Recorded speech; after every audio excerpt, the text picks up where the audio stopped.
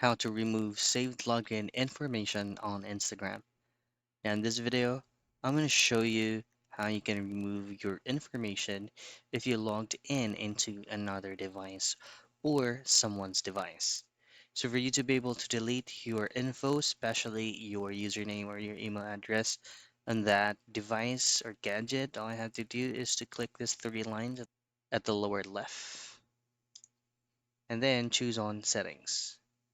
From settings, go into account center, and then from account center you will be redirected into the current login account that is the one that you're using. Now go into manage accounts, and from here you should be able to see all the accounts that is currently logged in into this device. So since I do not have any other user who logged in into my device, then I will not be able to see the remove option. However, if it's going to be on your end, you should be able to see remove option here if it's going to be a different account. You simply click on remove and it will automatically be deleted all information that you key in or you try to log in into that device. And that's it. That is how you remove saved login information on Instagram.